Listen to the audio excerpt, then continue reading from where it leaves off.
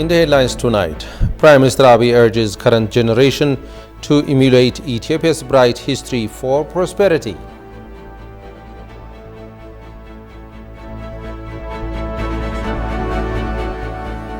UN Secretary General calls on the whole world to renew hope and conviction for humanity.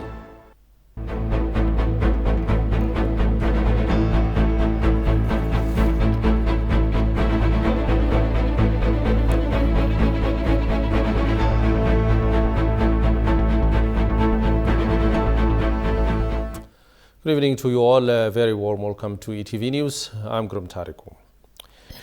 Prime Minister Abiy Ahmed remarked Ethiopia's economy has maintained against all shocks it encountered in the past years. The Premier has consultative meeting this afternoon with his macroeconomic team to evaluate performance so far. The team has indicated government's intervention schemes in tackling inflation have shown good progress, though a lot remains to be done in times to come. In regards to collecting revenues, import-export schemes are in good shape amidst the law enforcement operation in the Tigray region. Respective bodies from the Ministry of Finance, National Bank of Ethiopia and other pertinent bodies who have direct responsibility to the country's economy endeavors have been to the roundtable discussion.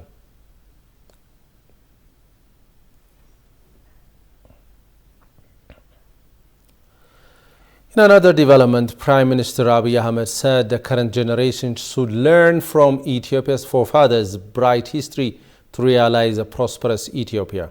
The Premier urged Ethiopians to visit a 3D virtual exhibition of Lalibela Rock and churches at Entoto Park. This launching of virtual reality exhibition of Lalibela Rock and churches at Entoto Park. Gosho Melisau has the details. Ethiopia is one of the most fascinating lands and cradle of mankind with rich and varied history. Lalibela Rock churches are worth mentioning. The recent technology of virtual reality is helping to promote its sites. A virtual reality exhibition entitled Lalibela Carving Phase has happened to display the entire construction process of Lalibela churches virtually at Entoto Park. On the occasion, Prime Minister Abiy Ahmed said the current generation should learn from Ethiopia's forefathers' bright history to realize a prosperous Ethiopia. If we look back to our forefathers' golden history and take lessons, we can create prosperous Ethiopia. I am very pleased to visiting this special event. I encourage and urge Ethiopians to come and visit. Such kind of experiences should be replicated and other historical heritages should be displayed to the world. The Premier expressed that he is impressed over the virtual reality presentation of Lalibela churches. Various works have been presented for exhibition at Entoto Art Gallery, but this one is very mesmerizing and special one. I am very impressed. I had an opportunity to visit Lalibela Rock churches twice. The virtual reality exhibits the historical heritages as if we are Lalibela. The 3D virtual reality presented important information that indicates what work should be done in the future. It's very exciting.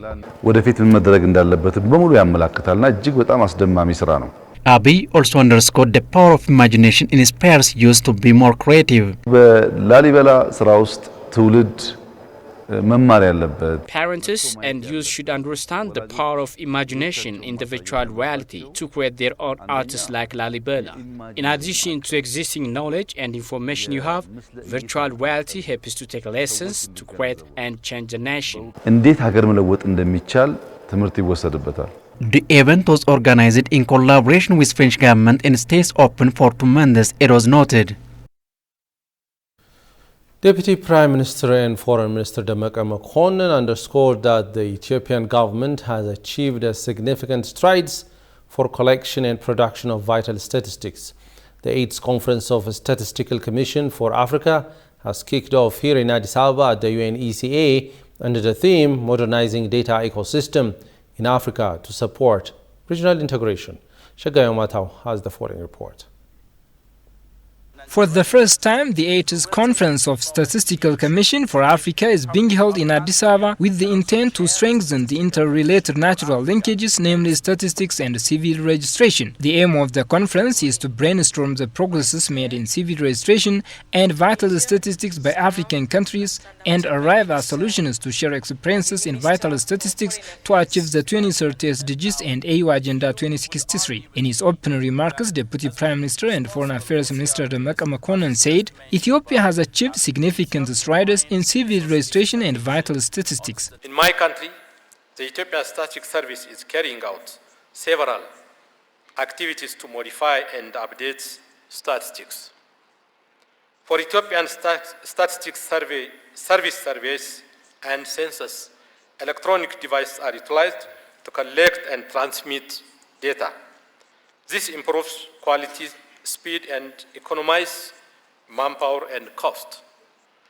The Consumer Price Index, for example, is now released between the 1st and 5th days of the following month, a significant improvement in timelines. Additionally, SS is seeking to collect new data for monitoring national plans and sustainable development goals such as on agriculture. Talking to ETV Director at Civil Registration and Vital Statistics of Nigeria stated that as the world is going digital, no African country should be left behind in civil registration and vital statistics as it is stated in 2030 SDGs. The whole world is going digital, and Africa cannot afford to remain behind. No country in Africa should be left behind, and that's why the sermon of digitization is being preached everywhere.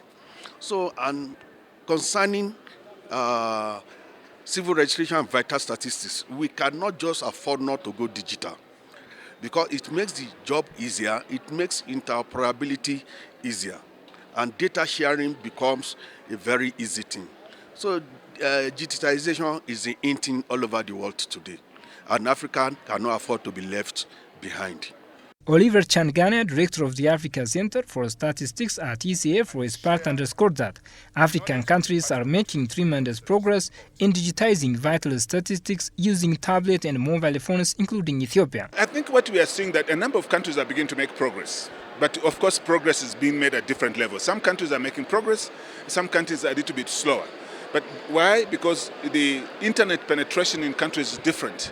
Some of them there's an issue of cost, but we are seeing progress. Some countries are already using, for instance, collecting data using tablets. They're using mobile phones.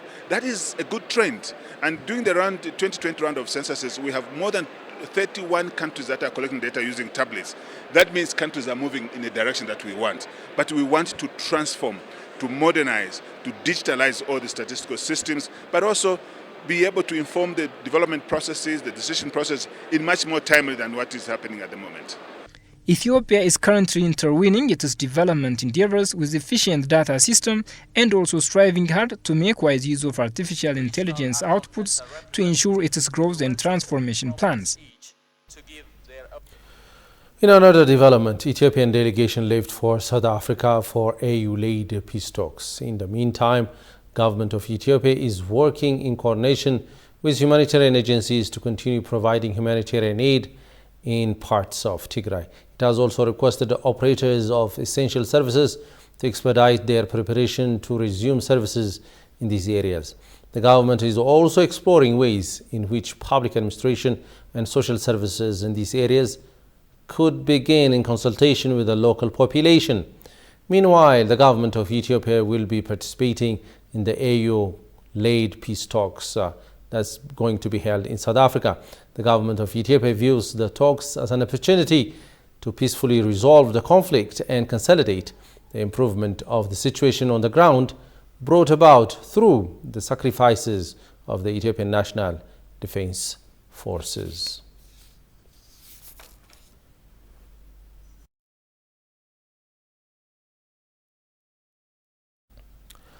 A huge rally was held today in Washington, D.C., protesting against the unprecedented undue pressure on Ethiopia. Tens of thousands of diaspora Ethiopians and Eritreans in Washington, D.C., and from several other states of the U.S. have participated in the demonstration that took part in front of the U.S. Congress and Department of State. Kasaun Chane has more on this. USA! Respect! Ethiopia! And Eritreans! Sovereignty! Sovereignty! Condemn! Condemn! TPLF! Act of terrorist! A peaceful demonstration was held in Washington, D.C. to condemn the war that the terrorist TPLF has reignited for the third round and against unprecedented pressure, including a coordinated mass media campaign on Ethiopia. And Ethiopians of Ethiopian origin, Eritreans and friends of Ethiopia held a huge rally in support of the government of Ethiopia in front of the White Palace in Washington, D.C. to resist foreign pressure. Messages against the pressure and interference of some Western countries on Ethiopia were conveyed in the rally brilliantly. Messages of concern that the United States should reconsider its misguided foreign policy in Ethiopia and the Horn of Africa in general were seen in the rally. This is not the first time we come out for the rally, and we've done it for the multiple times, specifically for the last 2 years with the No More movement.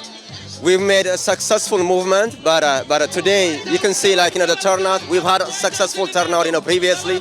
Even today there is a biggest turnout that we expect more than, and I'm assuming our message have been successfully delivered and our voice have been heard. The Peace and Unity Rally was organized for the Ethiopian Association DC Task Force in collaboration with members of the Ethiopian community in America, various institutions and friends. The demonstrators have expressed their protest against the unprecedented undue pressure on Ethiopia by the Biden administration. They have also condemned the atrocities being committed by the terrorist TPLF in Ethiopia and biased and fake reports of some international media about the current situation in the country. The Grand Rally is a change in June and is still part of the global No More campaign to defend Ethiopia's territorial integrity and explore the hidden agenda of foreign entities. Condemn! TPLF! Act of terrorist! Act of terrorism! Disarm! Disarm! TPLF! Demonstrators also said the pressure put on Ethiopia by some Western countries results from their ambition of instituting a government based on the dictation, noting Ethiopia can handle its problems by itself without any kind of intervention. Okay, what we have to say, what we're saying for the Western media is our message is Ethiopia can handle its own problem, and we don't need any intervention in our problem. It doesn't mean like we don't need our diplomacy relationship.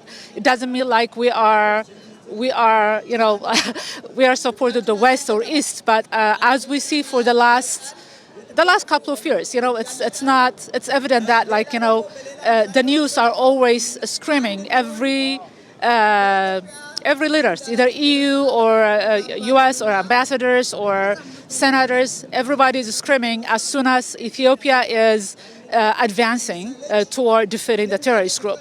So what we're saying is either just literally get out of our business so we can handle our own business, and then the other thing is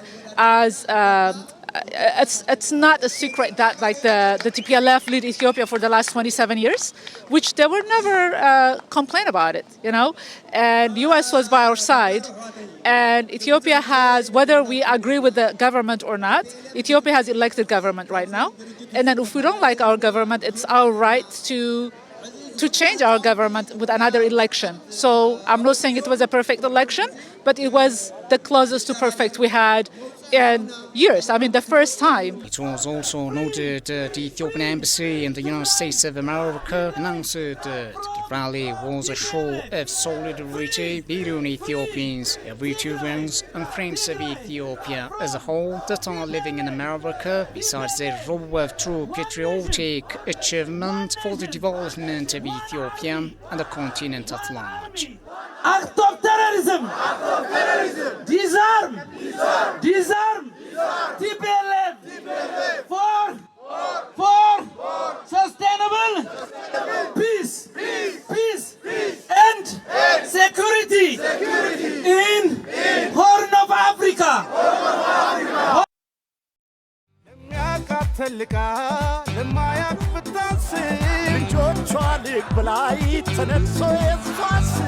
እኔ ያለሁላት ኢትዮጵያ አትፈርስ እኔ ያለሁላት ሀገር አትፈርስ እኛ ያለንላት ኢትዮጵያ አትፈርስ እኛ ያለንላት ኢትዮጵያ አትፈርስ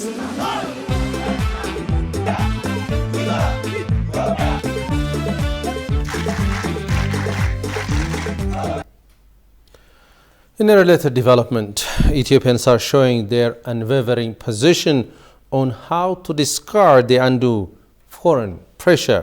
Talking to ETV, Yeshua Asafa, a seasoned politician, said the sovereignty and territorial integrity of the nation is the ultimate priority that should be maintained. Habtam Washagri has compiled the following report. After the said round attack orchestrated by TPLF, the federal government of Ethiopia is taking proper military measures to restore constitutional order across the country. It's not an Talking to ETV English, Yeshua Asafa said the sovereignty and territorial integrity of the country cannot be tabled for discussion. When we see these current issues, the TPLF and such disturbing groups are arising probably before 2 years by attacking the national defense force. So we have to protect our sovereignty. This is our sovereignty to protect our nation. So any intervention is forbidden. We can mention many conventions, many international laws. So any intervention in Ethiopia also should not be tolerated. He added the act of TPLF and Salah should not be tolerated by any means. In regards to peace talks scheduled to happen in South Africa, the politician is in doubt of its success due to the unethical nature of TPLF. I think it is advised to expect more from the nature of TPLF. We didn't get many things from the negotiation, I think, because they do have the history of dismissing their rivals, that they call rivals for themselves. So I didn't expect more, but I wish to save more lives, to save many destructions in the country. So if there is a true negotiation, it will be a new culture for our country, for our especially for Ethiopia. Yeshua has underlined the federal government needs to prioritize activities to translate the nation by cementing the sovereignty and territorial integrity of the country. I think 2-3 things have to be fulfilled. The first thing is we have to protect the sovereignty of the nation. The sovereignty of the nation should not be on the table. The people who were demonstrating yesterday, their message was we have to protect our sovereignty. So the first thing must be that. And the second thing is we should not enter again in this problem for the third or the fourth round. So we have to end once and for all. And the third thing is other groups have to learn from this, that the Ethiopian people, the Ethiopian Defense Force and the Ethiopian government is not tolerating for who are trying to make in problem that the sovereignty of the nation. Currently, Ethiopians across the country are showing their commitment in rejecting the outlawed TPLF's autocracy as well as its brutal attack against innocent civilians, he stressed. As the war in northern Ethiopia seems to be coming to an end, many seem eager to see Tigray without the TPLF. This is the region that the terrorist group has ruled for many decades without any changing. And for the past 2 years, the group has left the people of Tigray in terrible war. A US-based independent researcher on Ethiopian politics, Bisrat Lamesa, has written an article which says a post-TPLF Tigray is becoming increasingly likely. According to the writer, TPLF can no longer make significant military gains as Ethiopian defense forces are steadily eroding its fighting capabilities, liberating strategic locations, and closing in on its command centers. Johannes van Town has the full story. TPLF's departure from politics is a significant step towards a post-war Ethiopia that can pave ways of economic growth, democratic reform, and sustainable peace among others. This is according to a US-based Bisrat Lamesa's article entitled TPLF's Exit, a crucial step towards a post-conflict Ethiopia capable of sustaining peace and development. According to the writer, Western political players seeking a resolution to the war are ready to embrace a post-conflict Ethiopia, but not one without TPLF in government roles. The writer added that the Guardians want TPLF not only to survive, but also to have a vital role in determining the country's destiny. As the window of opportunity closed with the National Defense Forces military advance, they are urging an unconstitutional ceasefire to prevent TPLF from dissolving completely. Then they want the AU-led peace negotiation to facilitate TPLF's re-entry into Ethiopia's political arena as a recognized regional authority. It's unlikely that the Ethiopian government will accept this scheme. Saying so, the article presents 3 reasons for why the problem of false promises, implementation of challenges, and adverse consequences. The first one is the misrepresentation of the conflict as Ethiopia's war on Tigray. Here, the truth is that the conflict is neither Ethiopia's nor Tigray's war. It all began when TPLF's nearly 3 decades absolute dominance over the Ethiopia's state ended at the start of a dramatic political opening in 2018. Continuing, the article raises the second assertion, which is that TPLF represents the people of Tigray and that the two are indistinguishable. This claim of a few power-hungry militias hiding beneath an ethnic mask encourages violence and incentivizes the deprivation of millions of citizens. Also, it signifies a moral penance imposed on the people of Tigray for the transgression of TPLF. This claim has a long-term ramifications as it forces the people to live with a broken self-image and severed connections to the rest of Ethiopia. And finally, the third false claim wrote in the article is that TPLF represents Tigray's regional state and hence functions in a government capacity. For this false claim, the writer argues that TPLF's tenure as a political party and the privilege to participate in Ethiopia's political process officially ended when the group declared war on the Ethiopian state and attacked the National Defense Force. Summing up, the writer reiterated TPLF's departure from politics is a significant step towards a post-war Ethiopia that can pursue economic growth, democratic reform, and sustainable peace.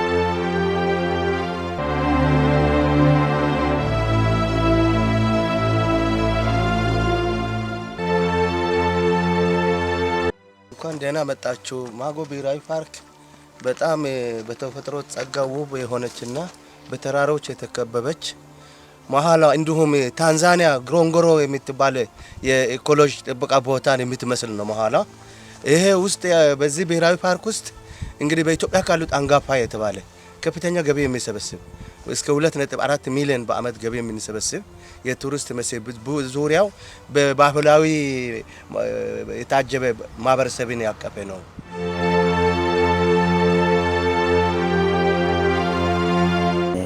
ዓመት አካባቢ ወደ 81 አካባቢ አጥቢ የዱር እንስሳት ዝርያዎች ነበሩ።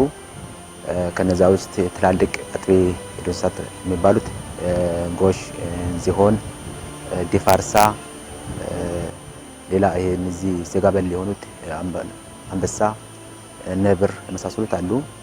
አሁን ላይ ከነዚህ ውስጥ የተወሰነ የዱር እንስሳት ዝርያዎች በተለያየ ምክንያት ከዚህ ከብሔራዊ ፓርኩ ጠፍተዋል።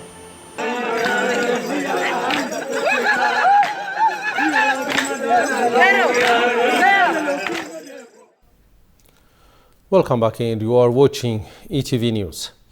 While observing the United Nations Day today, UN Secretary General Antonio Guterres called on the whole world to renew hope and conviction in what humanity can achieve. In unison, officials of the United Nations Economic Commission for Africa and heads of foreign affairs in Ethiopia gathered in the UNECA to mark the 2022 United Nations Day. Tigresa has attended the event, and take a look.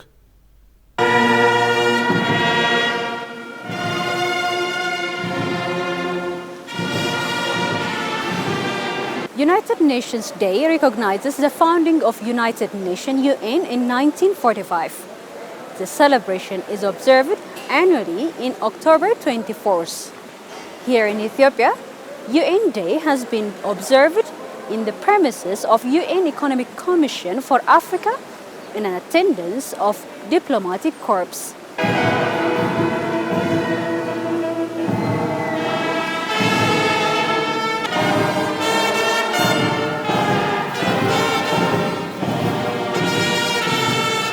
While observing the United Nations Day, UN Secretary General Antonio Guterres said it is high time for the whole world to renew hope and conviction in what humanity can achieve in unison. The United Nations is the product of hope. The hope and resolve following the Second World War to move beyond global conflict to global cooperation. Today, our organization is being tested like never before. But the United Nations was made for moments like these. Now more than ever, we need to bring to life the values and principles of the UN Charter in every corner of the world. By giving peace a chance and ending conflicts that jeopardize lives, futures and global progress. By working to end extreme poverty, reduce inequalities and rescue the Sustainable Development Goals. By safeguarding our planet, including by breaking our addiction to fossil fuels and kickstarting the renewable energy revolution. And by finally balancing the scales of opportunity and freedom for women and girls and ensure human rights for all. As we mark UN Day, let us renew our hope and conviction in what humanity can achieve when we work as one in global solidarity. Director General for International Organizations Affairs at the Ministry of Foreign Affairs, Ayala Lire, on his part noted that Ethiopia is striving to realize green growth. Furthermore, Ethiopia is also striving to realize green growth through generating renewable energy and the Green Legacy Initiative, which is part of our efforts to build a climate-resilient economy. This important initiative has already created a national movement aimed at raising the public awareness about the environmental degradation and remedial actions. Consequently, billions of tree seedlings have been planted nationwide over the last 4 years. Excellencies, ladies and gentlemen, the government of Ethiopia is working closely with the UN team in Ethiopia in implementing the SDGs, and we commend the invaluable contributions of the UN team in Ethiopia in contributing to Ethiopia's development endeavors. I believe that this commemorative event will afford us the opportunity to reflect on and sensitize the ideals of the UN to create a peaceful, equitable, and safe world. Tigis Sarnisa reporting for ETV English, UNECA.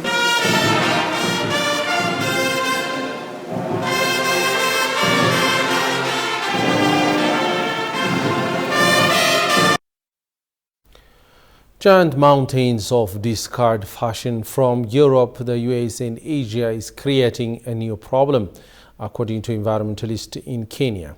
The clothes are sent to markets in East Africa for recycling, but much of the cheap synthetic clothing is in poor condition for resale. Guya Hinsene has more from Africa News. Foreign market in Nairobi, Kenya have in for second-hand clothes. It's always teeming with people on the lookout for bargain. Western brand name, which are recycled and sold at fraction of their original cost, the market is a source of commercial income and jobs. We take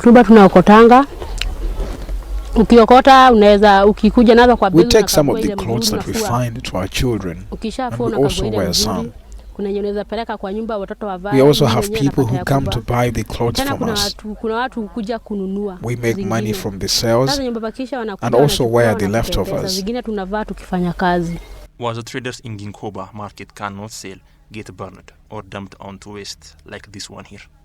The fabrics that they use to produce these clothes are synthetic fibers, and these synthetic fibers are produced from fossil fuels, which is also harming the environment in the long run, and also the people who make these clothes, and us who wear them. So we really want brands to be accountable and to stop producing fast fashion. Organizations like the UN Environmental Programme are encouraging the growth of new industries, which can create new users for textile. The global international brands, I'm talking about the Nikes, the likes of Adidas, Tommy Hilfiger, the likes of H&M, the likes of Shein, etc. They should even come up and set up what we call the EPR fund. That is the extended producer responsibility. And for every euro they sell in terms of profitability, it has to be channeled back to countries like Africa Collect Textile, who are trying to solve their mess here in the country. The UN says the textile sector is responsible for 8% of global greenhouse gas emission, which contributes to climate change.